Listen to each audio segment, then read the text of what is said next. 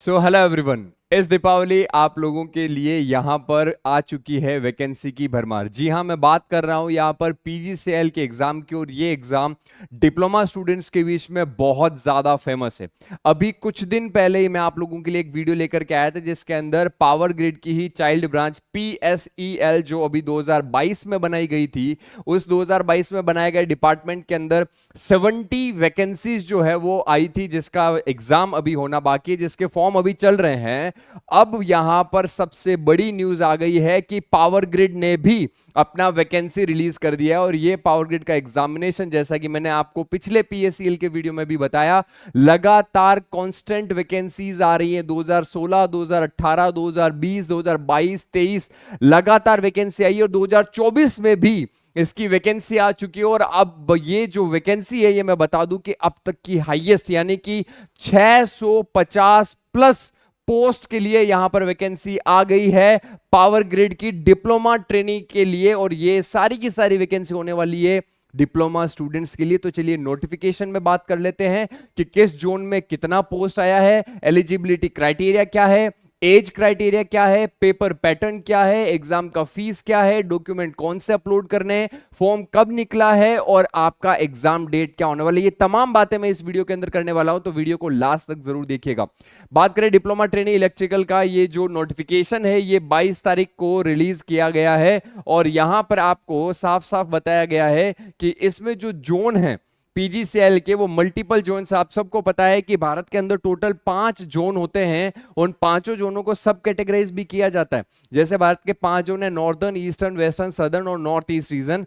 और यहां पर नॉर्दर्न रीजन के जैसे 3 पार्ट है, ईस्टर्न के 2 हैं, north east region, southern reason, western region, सबके अलग अलग पार्ट हैं। और फिर मेन इनके जो प्रोजेक्ट चल रहे हैं वहां पर भी वैकेंसीज क्रिएट होती है। तो ये जो संपूर्ण रीजन है, इन सभी रीजन्स के अंदर डीटीई यानी कि डिप्लोमा ट्रेनिंग इलेक्ट्रिकल और डीटीसी यानी डिप्लोमा ट्रेनिंग सिविल के लिए भी वैकेंसी आई है। और इसके बाद में बात करें एचआर और एफ&ए, ये बीबीए बीसीए वाले स्टूडेंट्स के लिए या सीए जो हैं उनके लिए वैकेंसी है। तो हमें इलेक्ट्रिकल और सिविल इंजीनियरिंग बैकग्राउंड के स्टूडेंट्स के लिए जो डिप्लोमा किए हैं उनके लिए यहां वैकेंसी देखने को मिल रही है। सीसी जोन के अंदर यहां पर आप देख पा रहे हैं इलेक्ट्रिकल की 14, सिविल की 6, ER1 के अंदर इलेक्ट्रिकल की 26, सिविल की 2, इलेक्ट्रिकल डिपार्टमेंट ER सेकंड के अंदर 25 पोस्ट इलेक्ट्रिकल की डाली गई है, सिविल की यहां पर पोस्ट नहीं है। उड़ीसा के अंदर इलेक्ट्रिकल का 17, सिविल का 2 पोस्ट है। फिर यहां पर बात करें नॉर्थ ईस्ट रीजन में इलेक्ट्रिकल की 33 पोस्ट और सिविल की 7 पोस्ट रखी गई है। NR1 के अंदर इलेक्ट्रिकल का 63 पोस्ट सबसे ज्यादा, और सिविल के 8 पोस्ट रखी गई है। NR2 के अंदर इलेक्ट्रिकल की 60, सिविल की 7 पोस्ट। NR3 के अंदर इलेक्ट्रिकल की 69 और सिविल की 6 पोस्ट। SR1 जोन के अंदर इलेक्ट्रिकल 63 और सिविल की 4। और यहां पर SR2 जोन के अंदर इलेक्ट्रिकल का 59 और सिविल का 14 पोस्ट रखा गया है। WR1 में इलेक्ट्रिकल की 67 और सिविल की 5 पोस्ट है।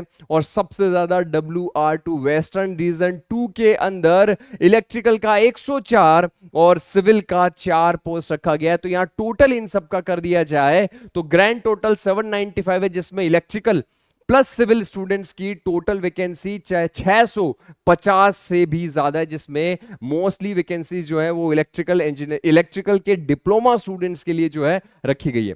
अगर अपन बात करें यहां पर इसमें मेडिकल क्राइटेरिया की, डीटीई और डीटीसी के लिए जो मेडिकल क्राइटेरिया है वो यहां पर साफ साफ मेंशन किए गए हैं, और इनकी डिटेल्स आप इसी नोटिफिकेशन में नीचे देख सकते हैं। वीआई मतलब विजुअल, एचआई हियरिंग इंपेयरमेंट, कितना परसेंटेज अलाउ है, कितना नहीं है, कौन इसमें अलाउ है, मेडिकल डिसेबिलिटीज वाले स्टूडेंट्स जो हैं वो इसको जरूर से चेक कर लें। अगर मैं बात करूं डीटीई में क्या अलाउ है सर, एलिजिबिलिटी क्या है, तो 3 साल का डिप्लोमा होना चाहिए आपका। इलेक्ट्रिकल एंड इलेक्ट्रॉनिक्स यानी ट्रिपल ई ब्रांच हो सकती है, डबल ई ब्रांच हो सकती है, पावर सिस्टम इंजीनियरिंग और पावर इंजीनियरिंग इलेक्ट्रिकल के अंदर आपने डिप्लोमा किया हुआ हो सकता है। और पीएसईएल की तरह इसमें भी मिनिमम आपका परसेंटेज 70% होना जरूरी है अगर आपको फॉर्म डालना है तो। सेम सिविल के लिए भी 3 साल का डिप्लोमा है, जो सिविल के अंदर 70% मार्क्स से होना चाहिए। इसके अलावा कोई भी हायर डिग्री, यानी आपने डिप्लोमा के बाद बीटेक किया तो भी अलाउ नहीं है, केवल बीटेक किया तो भी अलाउ नहीं, और हायर क्वालिफिकेशन आपने कुछ भी परस्यू किया है तो आप ये फॉर्म नहीं डाल सकते। आपने सिर्फ और सिर्फ डिप्लोमा किया हुआ होना चाहिए। अगर मैं यहां पर बात करूं सर, एलिजिबिलिटी क्राइटेरिया होगा, पोस्ट के बारे में आपने बात कर ली, इसके बाद में हम क्या कर सकते हैं, तो एक यहां पर देखो, आप ध्यान से देखना, at the time of application, at the time of joining the candidate should not possess, यानी जिस समय फॉर्म डाल रहा है या जिस समय उन्होंने एग्जाम दिया है या जिनका डॉक्यूमेंट वेरिफिकेशन हो रहा है, उस समय कोई बीटेक, एमटेक या इसके अलावा डिप्लोमा के अलावा कोई भी पोस्ट आपके पास में नहीं होनी चाहिए, ना ही पोस्ट ग्रेजुएट होना चाहिए कोई भी डिग्री, ये स्ट्रिक्टली मना किया गया है, आपको डिस्क्वालीफाई कर दिया जाएगा। नेक्स्ट अगर अपन बात करें एज क्राइटेरिया, सेम पीएसईएल की तरह, अगर आपने मेरा वो वीडियो देखा है तो उसमें भी मैंने डिटेल में बताया है, 27 साल मैक्सिमम दिया गया, और ये कब, एग्जाम की जो फॉर्म की लास्ट डेट है उस डेट तक 27 साल हो जाने चाहिए, और पीएसईएल में भी सेम यही था, लास्ट डेट जो है तब तक 27 साल का हो जाना चाहिए, 27 से ऊपर हुआ तो आप अलाउ नहीं है। पे स्केल 24,000 है, जिसमें 12% जो है वो आपको टीएडीए मिलता है, यानी ट्रेनिंग पीरियड में आपकी सैलरी 30,000 के आसपास रहती है, और 1 साल का ट्रेनिंग पीरियड यहां पर दिया गया है, उसके बाद आपको परमानेंट कर दिया जाता है, जहां पर आपकी सैलरी फिर हाइक हो जाती है। अगर मैं यहां पर बात करूं बॉन्ड एग्रीमेंट की, सिमिलरली पीएससीएल की तरह यहां पर बॉन्ड जो है वो 1.25 लाख का है रिजर्व कैटेगरीज के लिए, और यहां पर जो है देख पा रहे जनरल, ओबीसी, एनसीएल यानी नॉन क्रिमिनल, ईडब्ल्यूएस कैंडिडेट्स के लिए 2.5 लाख का है, और एससी, एसटी और पीडब्ल्यूडी के लिए जो है वो 1,25,000 का, यानी 1.25 लाख का तो रिजर्व कैटेगरी के लिए, और अनरिजर्व कैटेगरी और नॉन क्रिमिनल के लिए 2.5 लाख का है, और ये जो टाइम पीरियड है वो 3 साल का है, यहां पर साफ साफ मेंशन किया गया है, ये 3 साल का आपका बॉन्ड आपको जो है वो यहां पर दिया गया। फॉर्म की बात करें यहां पर तो 300 रुपए जो है वो आपके डीटी और डीटीसी के लिए है, और जो रिजर्व कैटेगरीज है उनके लिए यहां पर कोई भी फीस नहीं है, और ये फीस जो है वो रिफंडेबल नहीं है, ये आपको ध्यान रखना है। तो फॉर्म का फीस हो, चाहे बॉन्ड हो, बॉन्ड के एग्रीमेंट का टाइम हो, एलिजिबिलिटी क्राइटेरिया हो, ये सब कुछ पीएससीएल के जैसी है, क्योंकि पीएससीएल भी तो पावर ग्रिड की ही एक चाइल्ड ब्रांच है, तो इन्होंने सेम क्राइटेरिया रखा है। तो सर हमें बॉन्ड का पता चल गया, सिलेक्शन के बाद क्या करना है, हमें एलिजिबिलिटी का पता चल गया, हमें नंबर ऑफ पोस्ट का पता चल गया, हमें एज क्राइटेरिया का पता चल गया, एज रिलैक्सेशन के बारे में भी बता दो, अगर मैं रिजर्व कैटेगरी से हूं, फॉर्म की फीस आपने बता दी, तो आपको एज क्राइटेरिया में जो रिलैक्सेशन है वो ओबीसी नॉन क्रिमिनल के लिए 3 साल का है, एससी एसटी के लिए 5 साल का है, और अगर आप फिजिकली हैंडीकेप्ड है तो 10 साल का है, मगर ये हैंडीकेप्ड का सर्टिफिकेट आपका 40% से ज्यादा हैंडीकेप सर्टिफिकेट आपके पास में होना चाहिए, यानी कि आपकी डिसेबिलिटी 40% से ज्यादा होनी चाहिए अगर आपको ये क्राइटेरिया करना है फुलफिल। तो इसके बाद में अगर मैं बात करूं नेक्स्ट, अगर अपन बात करें सिलेक्शन प्रोसेस की, तो रिटन एग्जामिनेशन होगा कंप्यूटर बेस्ड, और इसमें टोटल आप लोगों को कितने क्वेश्चन कौन से सब्जेक्ट के पूछे जाएंगे वो भी मैं बात करने वाला हूं, और उसके बाद में आपका डॉक्यूमेंट वेरिफिकेशन फाइनल किया जाएगा। अगर अपन बात करें पेपर पैटर्न की, तो पेपर में 2 पार्ट होते हैं, पहला पार्ट टेक्निकल, दूसरा नॉन टेक्निकल। टेक्निकल में 120 क्वेश्चन आएंगे, वो आपके टेक्निकल नॉलेज पर बेस्ड होंगे, यानी डिप्लोमा के अंदर जो आपके सब्जेक्ट्स हैं उनसे रिलेटेड पूछा जाता है। और अगर बात करें पार्ट 2 की, तो यहां पर 50 क्वेश्चन दिए गए हैं एप्टीट्यूड टेस्ट के, जिसके अंदर आपको English vocabulary, verbal comprehension, quantitative aptitude, reasoning ability, data sufficiency, interpretation, numerical ability और जनरल अवेयरनेस, ऐसे करके 120 + 50 170 क्वेश्चन का यहां पर टोटल जो है पेपर होने वाला है। सही क्वेश्चन का आंसर करोगे तो 1 नंबर, और गलत आंसर करोगे क्वेश्चन का तो नेगेटिव मार्किंग 1/4 है, जैसा कि आपके पीएससीएल की वैकेंसी के अंदर भी रखा गया है। अगर आपको पास होना है तो आपको दोनों सेक्शन के अंदर इंडिविजुअल 30-30% लेकर के आना है, और दोनों के अंदर कंबाइंड की जाए बात तो आपको 40% लाना जरूरी है, यानी पार्ट 1 टेक्निकल में 30% नंबर, पार्ट 2 नॉन टेक में भी 30%, और कंबाइन कर दो तो 40% नंबर लाना यहां पर कंपलसरी है, और रिजर्व कैटेगरीज के लिए 25-25 और 30% कंबाइन रखा गया है। अगर अपन बात करें यहां पर सिलेक्शन रेशियो की, तो ratio of implement DT DTC 1:5 of vacancies up to 3, 15 for vacancy up to 4 and 1:3 for 5 and more, यानी यहां पर आपको डॉक्यूमेंट वेरिफिकेशन के लिए जो बुलाया जाएगा, एचआर एफएनए ये तो स्किल टेस्ट के लिए जाएंगे, तो अपना इससे मतलब नहीं है, अपने को इससे मतलब है, यानी कि यहां पर आप लोगों को डॉक्यूमेंट वेरिफिकेशन में कितने टाइम कॉल किए जाएंगे, क्योंकि उसमें कई सारे बच्चे ऐसे होते हैं जो कई बार ऐसा होता है बीटेक छिपा लेते हैं, फिर वो उसकी वेरिफिकेशन जब करते हैं तो पता चलता है इस बंदे ने बीटेक किया, तो फिर वो डिस्क्वालीफाई करते हैं, इसलिए ज्यादा कैंडिडेट्स को जो है वो कॉल किया जाता है। अगर मैं यहां पर बात करूं नेक्स्ट क्राइटेरिया की, ये आपके एग्जाम के सेंटर दिए गए हैं NR1, हर एक जोन में आप जिसमें फॉर्म भरेंगे उस जोन के इधर आपको एक सेंटर दिया गया है, जैसे NR1 का सेंटर दिल्ली में, जयपुर में और देहरादून में, NR2 का जम्मू श्रीनगर चंडीगढ़ में, तो आपका राज्य किस जोन में आता है उस जोन के अकॉर्डिंग आपको फॉर्म डालना है। अगर आप किसी दूसरे जोन का फॉर्म डालते हैं तो उस केस के अंदर आपको उस जोन के अंदर जाकर के वहां जो एग्जाम सेंटर दिए गए हैं वहां पेपर देना पड़ेगा। एक यहां पर प्रॉब्लम स्टूडेंट्स को यह रहती है कि सर बहुत पहले ऐसा हुआ करता था कि हर जोन अलग पेपर लिया करता था।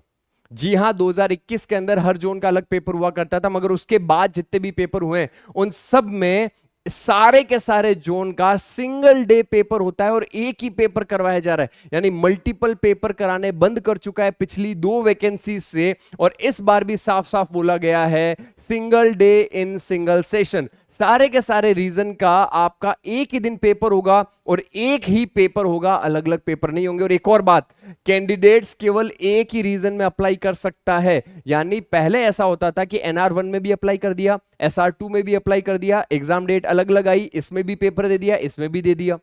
मगर अब ऐसा है कि आप केवल एक जोन चुन सकते हैं, और ये पिछली बार भी था और उससे पिछली बार भी यही नियम था कि अगर आप NR1 से हैं आप SR2 से भर दो फॉर्म, मगर केवल SR2 से भर सकते हो, फिर NR1 से नहीं भर सकते।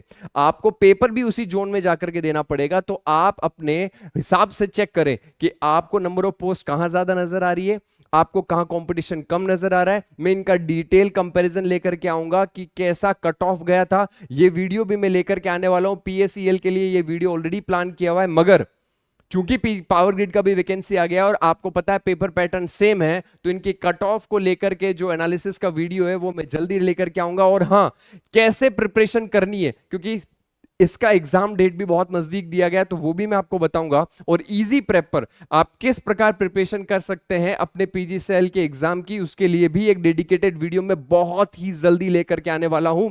फिलहाल अगर अपन आगे बात करें तो सर ये चीज तो क्लियर हो गई, एक जोन में फॉर्म डाल सकते हैं, एक ही दिन सारे जोन का पेपर होगा, जिस जोन का डाला है अपन ने पेपर उसी जोन में जाकर के पेपर देना होगा। एलिजिबिलिटी क्राइटेरिया की बात हो गई, पैसे कितने मिलेंगे बात हो गई, यहां पर आपके फीस की बात हो गई, यहां पर एज रिलैक्सेशन की बात हो गई, यहां पर एलिजिबिलिटी क्राइटेरिया की बात हो गई, सर यहां पे नंबर ऑफ पोस्ट की बात हो गई। सर डॉक्यूमेंट कौन कौन से अपलोड करने होते हैं, तो यहां पर आप लोगों को साफ साफ दिखाया गया है। फोटो 50 KB का डालना है, सिग्नेचर ब्लू या ब्लैक इंक में 50 KB का डालना है, मैट्रिक और बर्थ सर्टिफिकेट जो 10वीं की मार्कशीट है वो आपको 3 MB का एक PDF प्रूफ डालना है। इसके अलावा आपने जो भी सेमेस्टर पास किया है उसका मार्कशीट भी आप लोगों को सबका एक साथ ही PDF बना करके अपलोड करना है। उसके बाद आप अगर किसी गवर्नमेंट ऑर्गेनाइजेशन में काम कर रहे हैं तो उनका no objection certificate, caste certificate वगैरह वो जितने भी हैं वो सारे के सारे आपको अपलोड करने होते हैं। और इसके बाद में आपको कोई भी कॉपी आगे पावर ग्रिड में भेजने की आवश्यकता नहीं है, वो उसी को प्रिंट आउट निकाल करके काम कर लेते हैं। आप लोगों को ये डॉक्यूमेंट्स ओरिजिनल लेकर के जाने होते हैं जिस समय आपका डॉक्यूमेंट वेरिफिकेशन होता है जो आपने अपलोड किया गया है। अब ये वहां पर बात करें अपन, 20 मिनट का एक्स्ट्रा टाइम दिया जाएगा। ऑब्वियसली बात है, जो PWD कैटेगरी से होते हैं उनके लिए मिनिमम एज क्राइटेरिया 18 है, मैक्सिमम एज क्राइटेरिया 27 यहां पर रखा गया है। पेपर पैटर्न की भी मैंने यहां पर बात कर ली है। इसके अलावा यहां पर आप लोगों को कोई ऐसी दिक्कत वाली बात इस नोटिफिकेशन में नहीं है जिसका आपको स्पेशली ध्यान रखना है। और सबसे लास्ट में अगर अपन बात करें तो फॉर्म 22 तारीख से भरना चालू हो चुके हैं और लास्ट डेट इसकी 12 तारीख रखी गई है। तो दीपावली का माहौल है, आप भूल मत जाइएगा, पेपर का फॉर्म डालना मत भूलें, आप आराम से डिसाइड करें। मैं इसका डिटेल वीडियो लेकर के आने वाला हूं जिसके अंदर मैं बात करूंगा कि पिछले 2 वैकेंसीज के अंदर क्या कट ऑफ रहा है, क्योंकि सर उससे पिछली वैकेंसीज को अपन एनालाइज नहीं करेंगे। क्यों नहीं करेंगे सर? क्योंकि पहले तो पेपर ही अलग अलग होते थे, अब जब पैटर्न बदल गया है पिछली 2 साल से, अब आपको एक ही पेपर करवाया जा रहा है, एक ही सेशन में कराया जा रहा है, तो फिर सर अलग अलग से जो जोन की कट ऑफ है उससे हमें कोई सेंस नहीं बनता है। फिर हमें जो यहां पर है सिंगल जो है पेपर के अंदर कट ऑफ क्या रही वो बात करनी। हाँ, ये बात और है कि zone wise cut off very कर सकती है, तो जोन वाइज कट ऑफ की मैं जरूर बात करूंगा, मगर सिंगल पेपर हो रहा है ये आपको बहुत अच्छे से ध्यान रखना है, अलग अलग डे पे नहीं हो रहा है। हाँ, यहां पर आप लोगों को डेट ऑफ रिटर्न टेस्ट नहीं दिया गया है, साफ साफ लिख रहा है कि जनवरी या फरवरी में 2025 में एक्सपेक्टेड है। तो जो PSEL का पेपर है उसके लिए भी बोल दिया कि दिसंबर के अंदर एक्सपेक्टेड है।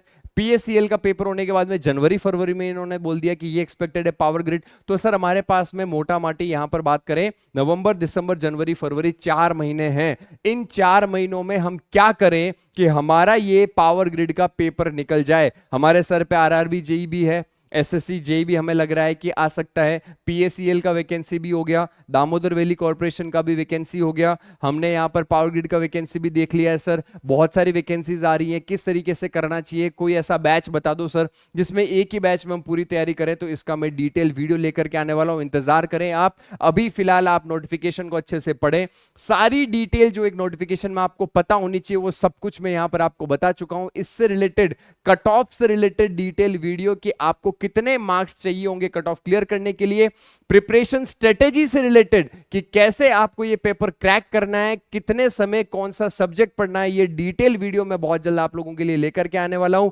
बने रहिए इजी प्रेप यूट्यूब चैनल पर। और हां, अब तक अगर चैनल को सब्सक्राइब नहीं किया है तो डू सब्सक्राइब द चैनल और hit the like button. Thank you so much for watching this video, मिलते हैं बहुत जल्द। Thank you so much.